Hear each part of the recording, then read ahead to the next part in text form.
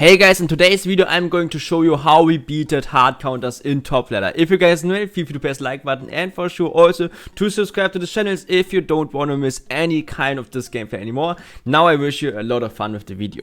Alright guys, the first game I want to show you is against Nova, Venom, and you guys see it correctly, he is playing Expo with the Tesla and with the Queen, which is so hard to play against. Unfortunately, I hadn't did a Mega Minion or Skeletor in the hand, otherwise I would have activated the King Tower for sure. It's not that important against Expo, but he couldn't pressure us opposite lane with the knight, for example, then anymore too hard. So now we played the Lava Hound first play. In my experience, Lava Hound first play isn't that bad when you know you are having your dragons in the hand.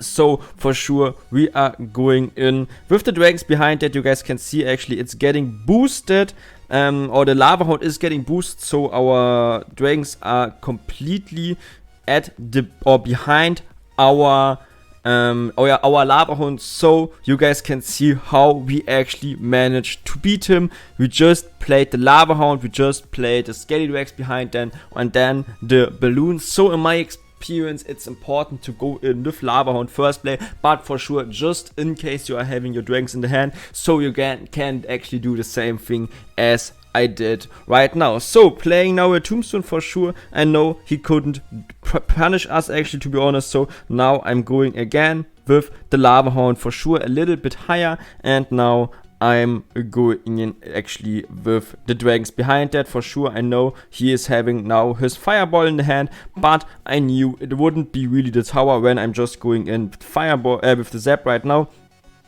But I thought about or I didn't actually expect that the knight is going to take one hit onto my tower. That's for sure unfortunate, and otherwise it would have been a lot of more damage for him, which he had to do. So now I'm just hoping actually that my Lava Hound is chipping enough damage, so the fireball will be enough. But unfortunately, you guys see it correctly, it's not enough, and it's not the tower yet, which is a big problem. So I need to play at least 4 elixir on the left lane. So now playing a Lava Hound, actually no reason why I should not do this, especially because you guys actually know that he still needs to play at least 1 elixir with the E-Spirit and otherwise the lock.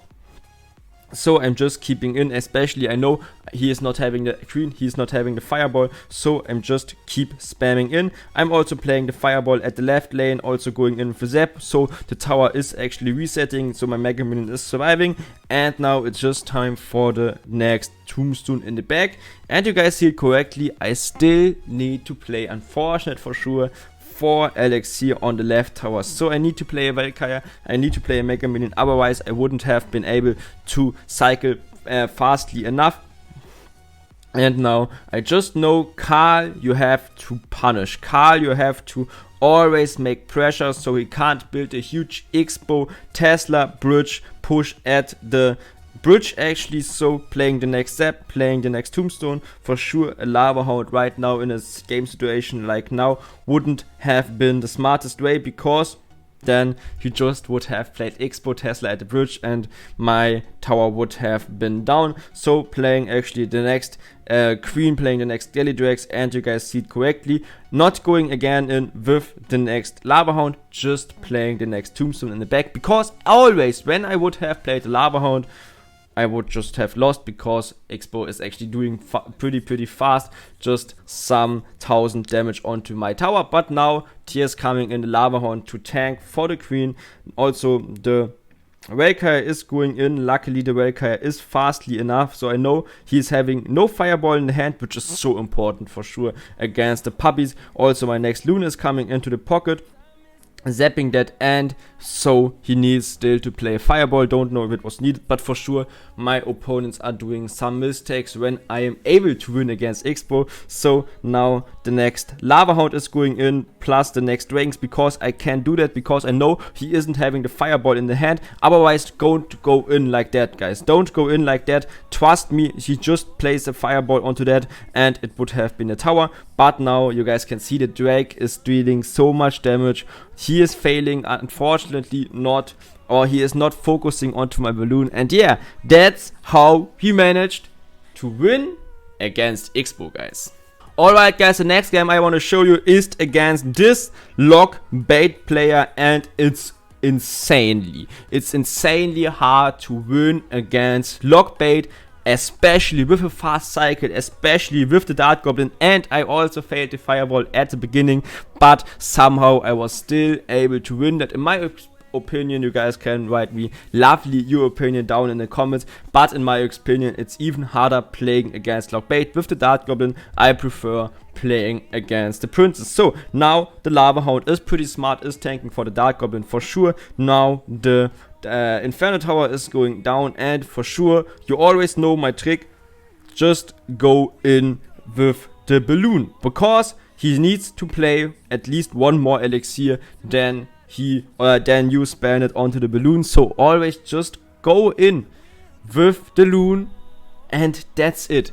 That's it, guys. It's always one positive trade. You're never dealing something wrong. You're never doing something wrong. And yeah, guys, trust me, when you know he's not having the Princess, the Dart Goblin, or the Inferno Tower in the hand, just go in. So now for sure I'm trying to activate the King Tower. For sure it's also a lot of damage, but in my experience, long-term perspective wise, it's pretty smart to activate the King Tower. And also my Tombstone is surviving, but for sure when my tower is now just having 2000 HP, it's not feeling that great. But having a King Tower activated, is it worth? It's worth it, guys, to activate the King Tower for around about 1000 damage or something like that, because he's going to do long-term wise so much value for us. Like right now already, just zapping that, and it's just one hit.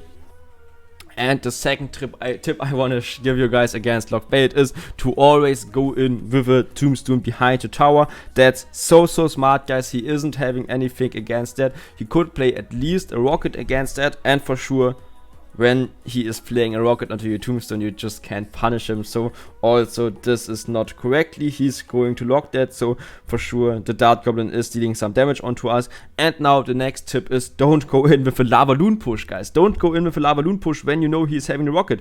It would be just too much value. So just zapping that for sure. Now he's going in with the loon, so I'm just playing my own. I mean, he went with the rocket, so now it's time for the right loon. So I'm playing the right loon for sure, playing the next Tombstone so he can't punish me. And he is trying to cycle fast back to the Dart Goblin, so I'm just keep pressuring. Luckily my Dart Goblin my Dragons at the bridge were just smart, playing the next Valkyrie. So because of the King Tower and because of my Valkyrie, it was a flawless defense. And yeah, guys, that's it. In my opinion, the top 3 tips are: firstly, play your balloon at the bridge when you know he is just having the rocket against the loon. My second tip is go in with a Tombstone behind the tower.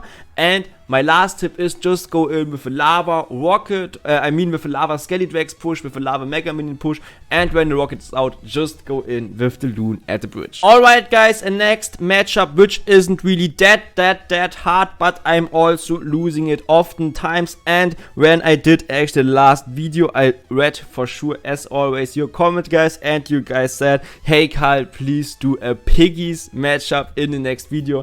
And here we go, guys. We are playing against DVJ, and he is playing with the Piggies. In my experience, it's a lot of times worth it just playing the Fireball onto the Piggies. Don't go in with Drakes, don't go in with Valkyrie, for example, against him, because it's just worth it playing the Fireball onto that.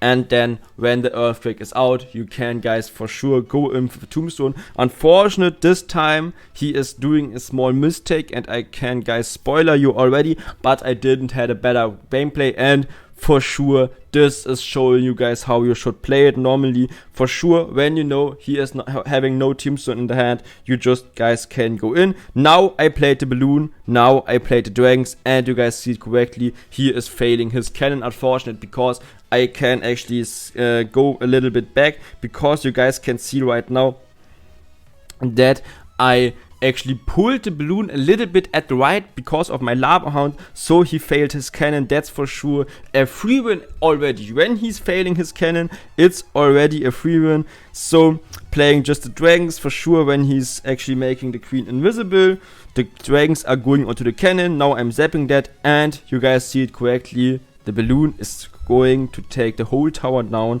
And now I'm playing against again a fireball, because just playing a rail carrier would be smart as well, because the rail carrier would do some opposite lane pressure, or not opposite, but rail carrier would do some pressure. But he's having the lock in the hand, he's having the skeletons in the hand, so you can't really make that much value out of the rail carrier. So just going in with the fireball is, in my opinion, a lot of times pretty successful. So for sure, now he played his earthquake again out of the hand. So you all guys know what CarlTheLegend can do, and that's correctly, guys.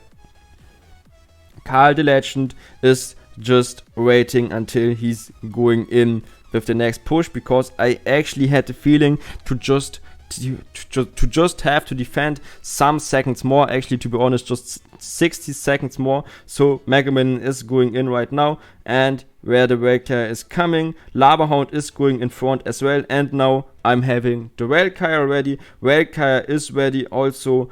I could zap that, but I don't have to zap that, because the rail carrier is having, luckily, an insane swing for me personally, playing the balloon at the left as well. And now just spamming in. Right now the rail carrier is having also a positive fact for us, because the rail carrier is actually dealing even more pressure than our normal push did. And now we already at the 2-0 situation, which is so insane. So playing actually a rail carrier onto the queen, playing a tombstone in the back to just have some fun with him, playing the fireball as well. For sure, he is able to play his next piggies out onto my left tower. So you guys see it correctly, I'm losing actually my second tower, but it wasn't still close until the end. And yeah, guys, you said, hey Carl, please do a video against that, and here it is. Alright guys, in the next matchup, the last matchup actually for today as well, I want to show you the Mega Knight deck. I want to show you the Mega Knight deck with the Queen, with the Ram Rider, with the Snowball, Electro Spirit. I think all of you guys know it, what I mean. And now he's playing his Ghost out for sure against the Ghost. A rail carrier for 4 elixir is smart as well. And here is actually coming my first tip against all Mega Knight decks. Just go in with a tombstone like that. You guys can see how much trouble the Mega Knight is actually having against me. And now he's playing an insane snowball. When thinking about this, I should have played the Skeledrax at least 1 or 2 tiles lower, so my tombstone wouldn't have died. But it doesn't really matter, to be honest. Also seeing his Ram Rider out is giving me a pretty good offensive feeling, and now playing the rail carrier against him is great. I'm defending him even more. Rail carrier is doing a lot of, or is getting a lot of value against the 2 elixir push, or against the 2 troops push, I mean. And we can also do some opposite lane pressure. You guys can see that my Lava Hound is actually dealing even more ship damage than he did onto us. And now I just have to play the next tombstone for sure. There's no other play which would have been smart. And here actually his first push is coming. Unfortunate, my Skeledrax are just walking away. Don't know really why. It's kinda unfortunate, so I still need to play actually a Mega Man, which is so unfortunate for me personally. And you guys can see I am not playing this matchup perfectly, but I also see no way how I could have played the dragons better. Anyways, dealing with that, and I never said I'm a perfect player for sure, but still want to share with you guys the gameplay. So now the zap is coming in, so the Ram Rider isn't charging onto me, and as always the rail carrier is dealing a small opposite, or a small pressure. So now it's time for the next for the Drakes. I think Drakes are coming high. Yes, that's exactly what we are getting. Also the Mega Minion is coming in, and now I just can play actually a high Lava Hound against the Queen. And I know that he could play the whole time lightning onto us, and that's why we are not going in with Loon, for example, behind that, because it would just have been lightning value. So when playing against lightning, it's not that smart going in with a lava mega minion and with a Loon push. So now I'm playing my drakes actually behind, playing the mega minion also low, and now I just know I have to punish him, so I'm playing the lava hound in front of the big push, and you guys see it correctly. There's no way for him personally to defend that. He needs to defend actually my whole push. So I just can go in luckily with the Valkyrie against his Mega Knight, which is so lucky for me. And now I just need to spam offensively in Mega Knight, Mega Minion locked onto his tower, and here we go. That's how I won actually against Mega Knight, and yeah, it was just insane gameplays in my opinion. By the way guys, we actually reached today 8k trophies, so if you want to see the final games, how we reached 8,000 trophies, feel already free to subscribe to the channels, because these gameplays are coming tomorrow. Otherwise, thanks for watching until here, and see you next video. Bye guys.